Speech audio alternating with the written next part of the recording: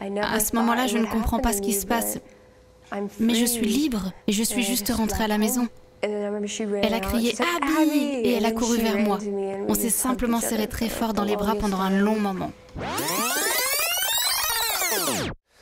Le 9 octobre 2013, Abby Hernandez, 14 ans, disparaît alors qu'elle rentre chez elle après sa journée de cours. Sa disparition va plonger sa famille dans l'effroi et entraîner la plus grande recherche de l'État. Une recherche qui sera longue, intense et infructueuse. Mais 9 mois plus tard, alors que les espoirs de la retrouver s'amenuisent, l'impensable va arriver.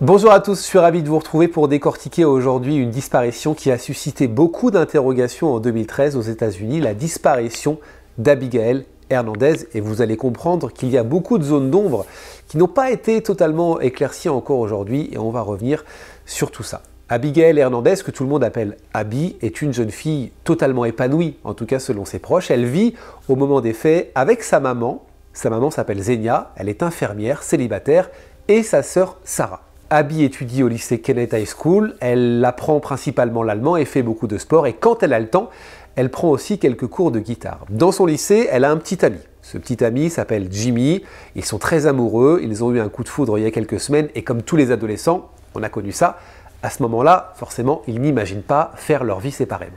Les États-Unis vont découvrir le visage d'Abby Hernandez en octobre 2013, le 9 octobre 2013 précisément, qui est un jour d'école normale pour Abby. Elle retrouvera sa meilleure amie Miranda, elle aura des cours de sciences entre autres, mais un peu plus tard dans la journée, elle terminera les cours aux alentours de 14 h et décidera de rentrer à pied chez elle. Ça lui arrive très souvent. Elle peut prendre le bus pour se rendre à sa maison, mais quelquefois, elle décide de rentrer à pied. C'est finalement pas très loin. Quand il fait bon, elle prend le temps de marcher et elle enverra pendant sa promenade des SMS à ses amis entre 14 h 30 et 15 h précisément, mais elle n'arrivera jamais à destination. Sa maman est à la maison cet après-midi-là. Elle sait que sa fille doit rentrer dans l'après-midi, mais elle ne panique pas en ne voyant pas arriver Abby. Elle va cependant lui envoyer un SMS pour savoir si tout va bien, mais Abby ne répondra pas. Zenia ne s'inquiète pas, elle sait que sa fille a l'habitude de temps en temps de traîner avec ses copines. Elle rentrera, s'il faut, en fin d'après-midi. Le problème, c'est que les heures vont passer et Abby ne donne aucun signe de vie. Zenia décide donc de se rendre à son établissement, c'est le début de soirée, elle commence un petit peu à paniquer, elle ne trouvera pas grand monde parce qu'à cette heure-là il n'y a plus grand monde dans son lycée, elle se rendra à la librairie qui se situe à côté de son lycée, il y a quelques étudiants qui sont là, mais Abby ne s'y trouve pas. Zenia va décider alors d'appeler les hôpitaux pour savoir si sa fille a été admise dans la journée, aucune trace d'Abby. La police est prévenue à 19 h. Et quand Zenia se rend à la police, elle sait pertinemment que quelque chose s'est passé parce que ça ne ressemble pas à Abby de disparaître sans donner de nouvelles. Zenia ne veut pas perdre de temps, la police non plus, et un avis de recherche avec la description et la photo d'Abby sera publié. Jeune fille de 14 ans, 1,62 m pour 53 kg, les cheveux châtains, qui donc aurait disparu entre 3 h et 4 h de l'après-midi parce que les policiers se fient au SMS qu'elle a envoyé à ses copains. Des policiers qui vont obtenir les images de vidéosurveillance de l'intérieur de l'établissement. Et regardez sur ces images, on voit que ce jour-là, Abby portait un sweatshirt gris, un pantalon noir, des chaussures montantes et son sac. Et effectivement, on la voit donc sortir de l'établissement, mais après ce moment-là, on ne sait absolument pas ce qui s'est passé. Et la question que tout le monde se pose, c'est où est Abby? Les enquêteurs vont mener leur propre enquête, ils vont interroger ses camarades pour leur demander si Abby avait un comportement différent ces derniers jours, savoir si elle leur avait parlé de quelque chose qui se passait peut-être à la maison, si elle avait prémédité une fugue, si elle avait évoqué un changement de vie, pourquoi pas. Après avoir interrogé les copains, les policiers vont évidemment interroger la famille, à commencer par la maman, Zenia. Et Zenia va expliquer qu'Abby n'avait aucun problème. Elle ne se droguait pas, elle ne fumait pas, elle ne buvait pas, elle n'avait pas de soucis psychologiques connus. Ses amis du lycée d'ailleurs vont confirmer les propos de Zenia. Et puis Zenia explique aux policiers que dans 3 jours, c'est son anniversaire, elle aura 15 ans et que pour rien au monde, elle n'aurait manqué le jour de son anniversaire. Il y a une fête d'organiser avec ses amis, elle en parle depuis des semaines. Qu'elle disparaisse de façon volontaire, pour sa maman, ça n'a aucun sens. Dans les jours qui suivent, les médias vont s'emparer de cette disparition et la photo d'Abby va très rapidement faire le tour du pays. Tout le monde va vouloir retrouver Abby, des hélicoptères seront mobilisés, des volontaires vont faire du porte-à-porte chez les voisins pour essayer de trouver des témoins, recueillir des informations. Les amis d'Abby aussi sont très actifs puisqu'ils vont créer un site à son nom pour continuer de la faire vivre virtuellement. Ils vont publier des photos, des témoignages et ils vont être un grand soutien pour la famille d'Abby, Xenia, sa sœur Sarah. Ils vont leur apporter à manger de temps en temps parce qu'ils savent qu'elles n'ont pas que ça à faire, qu'elles sont concentrées sur l'affaire, sur la recherche d'Abby. Salut Abby, je sais qu'on ne s'est pas vu depuis un bout de temps. Je t'ai écrit une lettre mais j'avais envie de commencer par te montrer ma chambre parce que j'ai repeint les murs, j'ai fait quelques changements. Et tous les soirs, une conférence de presse, comme ça se fait beaucoup aux États-Unis, est donnée en direct à la télévision par le chef de la police pour faire un point sur l'avancée de l'enquête. Et c'est aussi l'occasion pour la maman d'Abby de parler directement à sa fille ou au ravisseur de sa fille. Elle ne sait pas vraiment à qui elle s'adresse. La seule chose qu'elle dit pendant ces conférences, c'est « Abby, je t'aime. Abby, si tu m'écoutes, sache que tu peux revenir à la maison quand tu veux. J'espère que tu vas bien. » Et quand elle s'adresse à un possible ravisseur de sa fille, elle dit « S'il vous plaît, relâchez ma fille. » 3 jours plus tard, vous l'avez compris, c'est son anniversaire. Abby n'est toujours pas revenue. Elle a 15 ans. Et la grande fête que sa maman avait préparée ne se fera pas. Xenia et Sarah ont le cœur brisé. De leur côté, les enquêteurs vont se pencher sur la téléphonie d'Abby. Vous vous souvenez qu'elle a envoyé des SMS lorsqu'elle revenait de son lycée, pendant qu'elle marchait. Et le dernier message qu'elle a écrit est un échange avec son petit ami Jimmy à 14h53 précisément, alors que lui est dans le bus pour rentrer aussi chez lui. Il lui envoie ce message « Je t'aime ». Elle lui répond par un émoticône cœur. Et ce sera le tout dernier message parce que Jimmy continuera de lui écrire, mais Abby, à partir de là, à 14h53, ne répondra plus. Son téléphone émettra une dernière fois à 1 km de chez elle, mais c'est tout. Après, on n'a aucune trace d'Abby. Et comme Jimmy est le dernier à avoir échangé avec Abby, et comme c'est aussi son petit ami, les enquêteurs vont forcément lui poser plein de questions, notamment sur la nature de leur relation. Est-ce qu'il leur arrivait de se disputer? Est-ce que Abby avait un comportement différent? Est-ce que Jimmy a déjà levé la main sur elle? Ce sont des questions que les enquêteurs lui posent, mais rapidement, ils vont le disculper et ils vont s'apercevoir qu'il n'a absolument rien à voir avec sa disparition.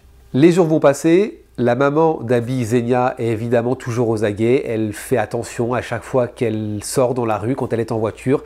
Elle essaie de voir si elle n'aperçoit pas sa fille. Elle est vraiment obsédée par sa disparition et on la comprend.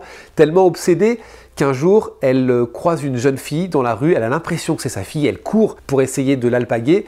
Le problème, c'est que ce n'est pas sa fille. Et il y a plusieurs situations dans ce sens. On voit que cette disparition est pesante pour la famille d'Abby. Le 23 octobre 2013, 14 jours après la disparition d'Abby, il y a un élément très troublant qui va arriver et qui sera crucial d'ailleurs dans les investigations puisque Xenia va recevoir une lettre et cette lettre est écrite par Abby.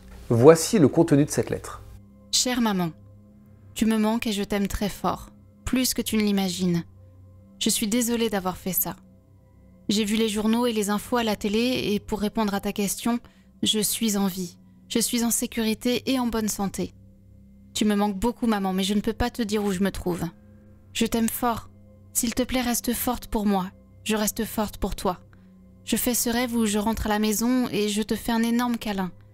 Je ne sais pas si ça arrivera, mais je veux croire que oui. S'il te plaît, n'oublie surtout pas que je t'aime. S'il te plaît, fais un gros câlin à Sarah pour moi et dis-lui que je l'aime et qu'elle me manque beaucoup.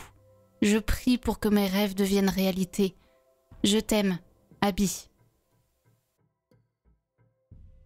Xenia est persuadée qu'il s'agit de l'écriture de sa fille. Elle en est sûre, c'est Abby qui lui a envoyé cette lettre. Elle reconnaît le style de son écriture. Cependant, elle explique aux enquêteurs que la grammaire et la syntaxe font un peu trop adulte pour Abby.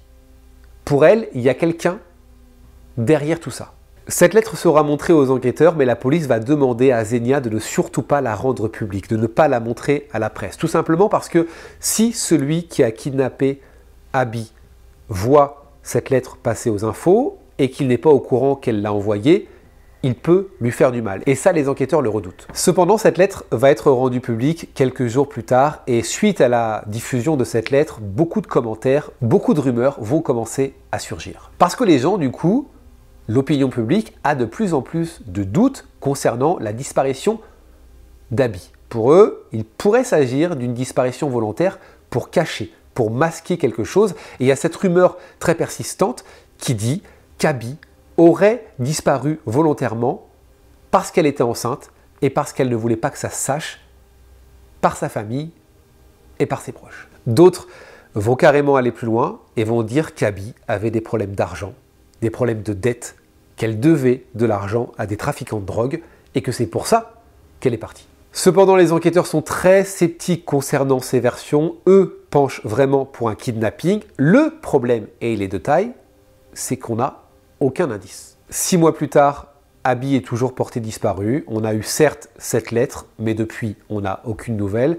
Et pour qu'on n'oublie pas Abby, qu'on puisse continuer à parler de sa disparition, eh bien Xenia a décidé de faire une journée où elle a invité tous les copains d'Abby à se rassembler chez eux. Et pendant cette journée, eh bien, ils ont partagé des photos sur les réseaux sociaux. Ils ont partagé des affiches où l'on peut voir « Abby, on t'aime ». Cette journée a vraiment été faite en mémoire d'Abby, en mémoire de sa disparition, pour montrer qu'on attend toujours qu'Abby revienne et qu'on ne l'oublie pas. Le mois de décembre de cette année 2014 arrive et Noël n'est pas très loin. Et justement, dans l'espoir qu'Abby rentre avant Noël, Xenia décide d'écrire une lettre qui sera destinée à Abby, une lettre qu'elle va rendre publique.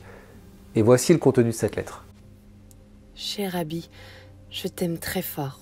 J'espère que tu verras cette lettre. Je déteste communiquer par écrit comme ça, mais c'est le seul moyen, je pense, pour que tu puisses avoir ce message. Ta lettre a été le plus beau cadeau que je n'ai jamais reçu. Je remercie Dieu chaque jour que tu sois vivante. Ta voix et ton sens de l'humour me manquent. Tu me fais rire et ça me manque. S'il te plaît, appelle-moi. J'ai simplement envie d'entendre ta voix. Je veux bien sûr aussi te voir et t'embrasser. S'il te plaît, dis-moi comment je peux t'aider. Je veux que tu sois heureuse. Je serai toujours là si tu as besoin de moi. S'il te plaît, laisse-moi venir te chercher. Je veux te voir. Si on se retrouve, nous pourrions commencer une nouvelle vie et tout ce qui se passe fera partie du passé. Je ferai tout ce qu'il faut. J'ai juste besoin de te voir. Sarah t'envoie de gros câlins. Tu lui manques aussi beaucoup et veut te voir. Nous t'aimons tous. Ta maman qui t'aime. S'il te plaît, reviens pour Noël. Malheureusement, elle ne rentrera pas pour Noël et l'année 2014 se termine sans que personne ne sache ce qui est arrivé à Abby. Le 9 mai 2014, plusieurs mois se sont déjà écoulés, l'année 2014 est bien entamée et on n'a toujours aucune nouvelle d'Abby, à tel point que la famille va décider carrément de proposer de l'argent, 20 000 $ à quiconque pourrait retrouver Abby ou pourrait donner des indices sur sa disparition. Et puis le 20 juillet 2014 arrive. C'est un dimanche comme tous les autres depuis la disparition d'Abby, un dimanche assez calme. Xenia est à la maison, elle est au téléphone, lorsqu'elle entend la porte d'entrée s'ouvrir et une voix qui lui est familière, une voix qu'elle n'a pas entendue depuis 9 mois. Elle raccroche le téléphone, elle se précipite dans l'entrée et là, stupeur. Elle voit en face d'elle Abby. Abby se tient devant Xenia. Abby est revenue à la maison. C'est incroyable. Et ce qui est dingue, c'est que 9 mois plus tard, Abby rentre chez elle avec exactement les mêmes vêtements qu'elle portait le jour de sa disparition. Et cette image où Abby rentre chez elle ce fameux dimanche 20 juillet 2014, regardez, on l'a, puisque son retour a été enregistré par la vidéosurveillance, la caméra de sécurité qui se situe à l'extérieur de la maison d'Abby et qui donne donc sur l'entrée, et on voit qu'Abby rentre chez elle ce jour-là. Vous imaginez les retrouvailles, elles s'embrassent, elles s'enlacent, elles ne se lâchent plus. Sarah, qui était en haut, arrive aussi en courant. Les trois sont en pleurs. Abby est rentrée à la maison. Mais Abby a quelque peu changé physiquement. Ce n'est pas la même Abby d'il y a 9 mois. Elle est pâle, elle a maigri, elle est beaucoup plus renfermée. Et d'ailleurs, sa maman aura ces mots. Elle dira que quelque chose dans son regard a changé, l'expression de son visage n'est plus la même. Et c'est une expression de visage, toujours selon les mots de Xenia, qui va la hanter jusqu'à la fin de ses jours. Preuve qu'Abby a quelque peu changé, ou preuve en tout cas qu'il lui est arrivé quelque chose de forcément grave. Le retour d'Abby, vous l'imaginez, va rapidement faire le tour du pays. Abby est de retour, Abby est revenue après 9 mois, elle est en vie, c'est le plus important. Mais les questions vont affluer. Que s'est-il passé? Que lui est-elle arrivé? Et où était-elle pendant 9 mois? Avant d'être auditionnée par la police, Abby va prendre quelques jours pour se reposer avec sa maman et avec Sarah. Elle ne va pas vraiment sortir de la maison. Et sa maman, forcément, va la questionner. Elles vont avoir l'occasion de discuter toutes les deux. Et la crainte de Xenia va prendre forme puisque Abby va effectivement lui expliquer qu'elle a été kidnappée il y a 9 mois, qu'elle a subi des choses atroces. Et elle connaît, c'est ce qu'elle dit à sa maman, le nom et le prénom de l'homme qui l'a kidnappée. Mais qu'elle ne veut pas lui dire parce que cet homme l'a menacée, que si elle dévoilait son identité, il la tuerait et il tuerait évidemment sa famille. Et ça fait peur à Abby. Mais sa maman lui explique qu'elle est en sécurité aujourd'hui, que la police est là, qu'il faut absolument parler et qu'il faut retrouver cet homme pour éviter qu'il recommence. Alors Abby va donner le nom et le prénom de cet homme. Cet homme, dit-elle, s'appelle Nate Kibbe. En fait, il s'agit de Nathaniel Kibbe. Et elle va raconter en détail tout ce qu'elle a vécu depuis le mois d'octobre 2013. À commencer par le jour de sa disparition, le 9 octobre. Elle explique que ce jour-là, elle aurait dû prendre le bus pour rentrer chez elle. Elle s'en veut d'ailleurs toujours aujourd'hui, mais qu'elle a préféré prendre son temps parce qu'il faisait bon et rentrer à pied. Elle raconte qu'à un moment donné, une voiture s'est approchée d'elle, a ralenti à son niveau et qu'un homme qui se trouvait à l'intérieur de la voiture l'a accosté. Cet homme, c'est ce qu'elle dira, paraissait sympathique, était avenant, et il lui a proposé tout simplement de la ramener chez elle. Alors c'est vrai qu'Abby a été mise en garde par sa maman de ne pas monter dans la voiture d'un inconnu, de ne pas s'arrêter quand un homme qu'elle ne connaît pas lui parle. Ça, elle le sait, Abby. Le problème, c'est que ce jour-là, cet homme a été insistant, était drôle, sympathique, elle ne voyait pas le danger et donc elle est montée dans sa voiture. Mais elle a eu quand même ce réflexe de ne pas donner son adresse personnelle et de plutôt lui donner l'adresse d'un restaurant situé pas très loin de chez elle, prétextant un rendez-vous. Et la suite, vous l'avez compris,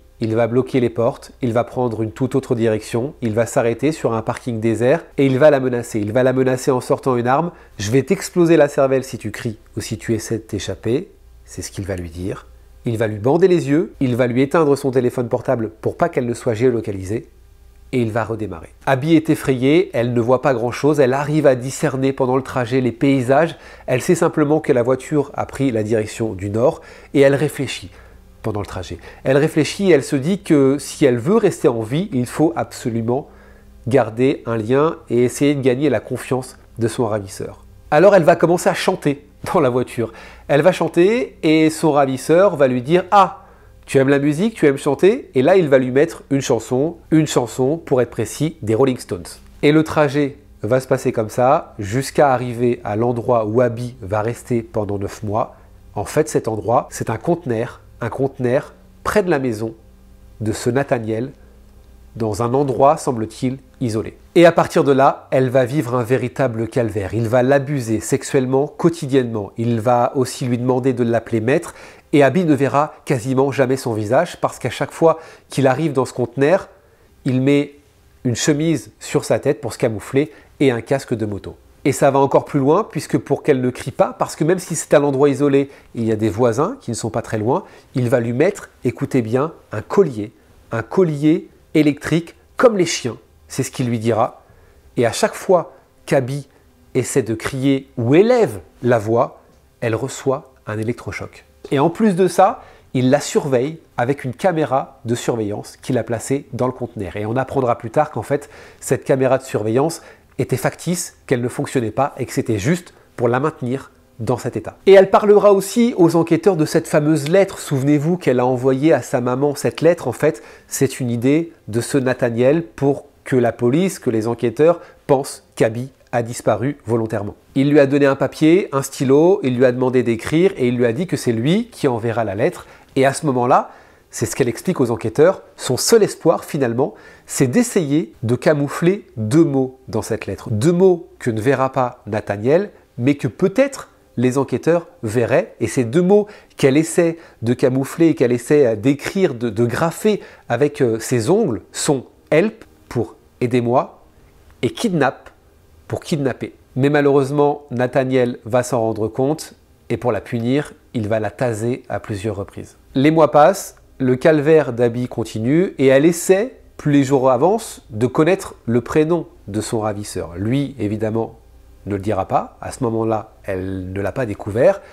Et c'est aussi ça qui montre le mental incroyable de cette jeune fille, c'est qu'elle se dit que si elle veut sortir un jour vivante de ce conteneur, si elle veut avoir une issue positive, il faut absolument qu'elle gagne la confiance de son ravisseur, qu'elle lui parle, qu'elle comprenne ce qu'il veut, qu'elle essaie de rentrer un peu dans sa tête. C'est ce qu'elle se dit. Et elle raconte aux enquêteurs que petit à petit, la confiance va s'installer, que progressivement, il va commencer à lui enlever ce fameux collier électrique, qu'il va lui demander de faire des choses, notamment, et ça c'est important, vous allez comprendre pourquoi, de l'aider à créer de la fausse monnaie, parce que ça, c'était l'une de ses activités, il crée de la fausse monnaie. Il va aussi lui demander d'apprendre à faire la cuisine, parce que Nathaniel considère Abby comme sa petite amie, c'est ce qu'il va lui dire, et que pour lui, une petite amie doit savoir faire à manger à son homme.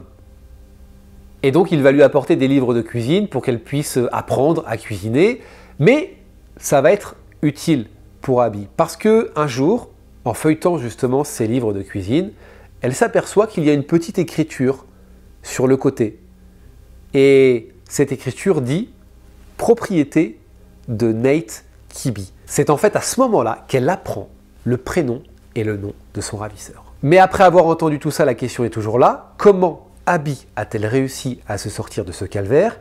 Est-ce qu'elle s'est échappée? Ou alors est-ce qu'au contraire, il l'a libérée? Eh bien, vous allez voir que Nathaniel, finalement, a été pris à son propre piège. Quelques jours avant la libération d'Abby, il contacte une escort girl qui répond au nom de Lorraine. Il lui donne rendez-vous dans un motel. Il va dire que lui s'appelle Jay. Il va passer quelques heures avec elle. Il va ensuite lui laisser 3 billets de $50, 150 $ en tout, sur la table de nuit et va s'en aller. Cette Lorraine va prendre les 150 $, va repartir de l'hôtel également et va vouloir s'acheter quelques trucs avec cet argent qu'elle vient de gagner. Et arrivé à la caisse, le caissier marque un temps d'arrêt, lui demande de patienter et elle voit arriver la police.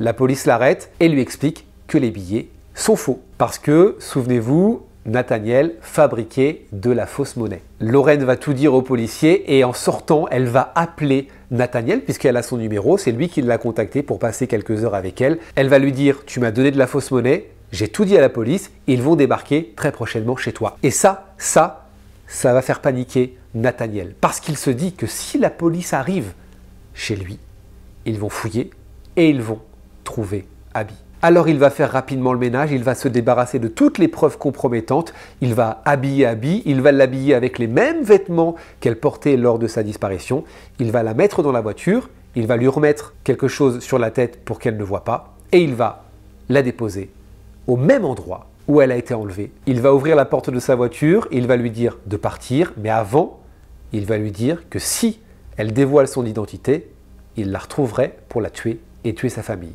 Abby va sortir, elle va courir et elle va rester quelques minutes sous le choc parce qu'elle ne comprend pas ce qu'il vient de se passer. Elle est libre, elle reconnaît l'endroit et elle décide donc de marcher jusqu'à chez elle. Et la suite, vous la connaissez, Abby réussira même à décrire certains traits du visage de Nathaniel et un portrait robot sera établi. Une semaine après le retour d'Abby, le 28 juillet 2014, Nathaniel Kibbe, 33 ans, sera arrêté chez lui où il vit seul à 30 km donc du domicile d'Abby. On découvrira qu'il est employé dans un magasin d'armes à feu, ce qui peut expliquer aussi toutes les armes à feu qu'on va découvrir chez lui. Il y en a des dizaines, on va aussi trouver des drapeaux des États-Unis collés un peu partout sur les murs de sa maison et on va trouver la fausse monnaie, ainsi que le conteneur où Abby a passé 9 mois. Et on va en apprendre beaucoup plus sur la personnalité et le passé de Nathaniel Kibbe. Parce que ce Nathaniel a une personnalité très trouble, il n'a aucun lien social, il est renfermé, il s'était créé une sorte de réserve chez lui parce qu'il était persuadé, écoutez bien, que le monde allait très prochainement connaître une apocalypse de zombies.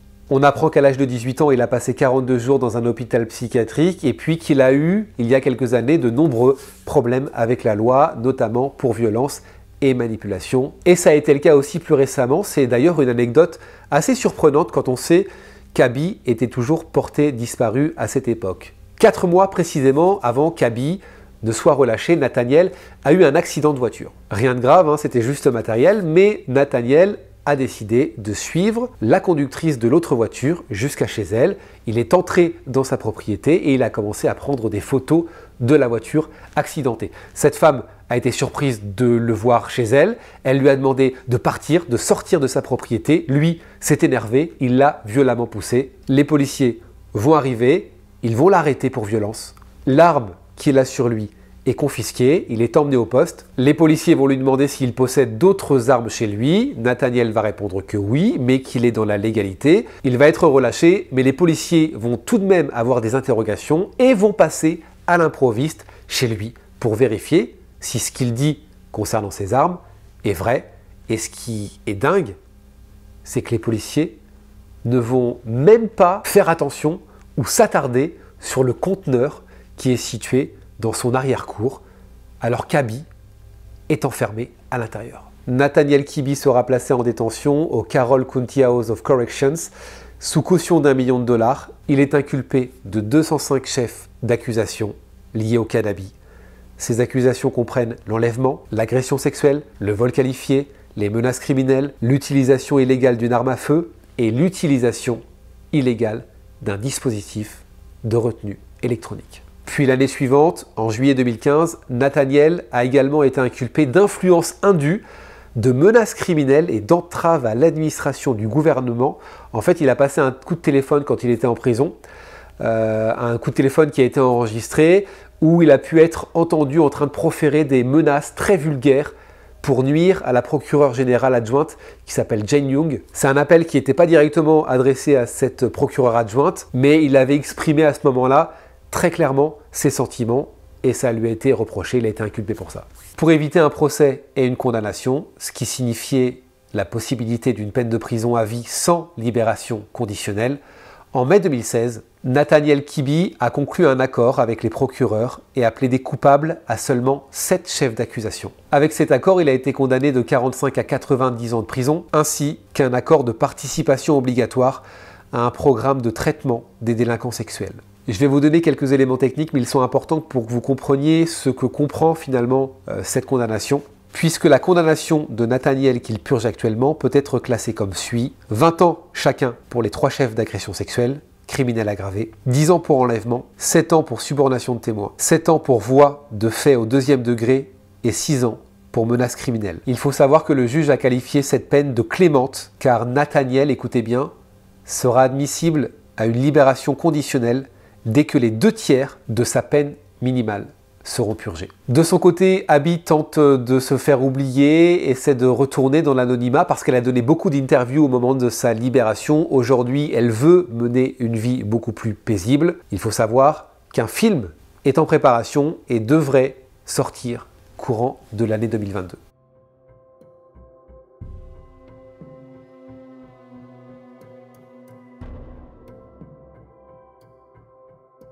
Merci à tous d'avoir suivi cette affaire. Je vous donne rendez-vous pour une prochaine vidéo qui devrait arriver rapidement sur la chaîne. Ce sera, je vous le dis, une affaire française. D'ici là, prenez soin de vous, abonnez-vous, continuez de liker, de partager. C'est toujours un grand plaisir de vous partager cette vidéo. Et n'oubliez pas, la vérité n'est jamais très loin. Salut!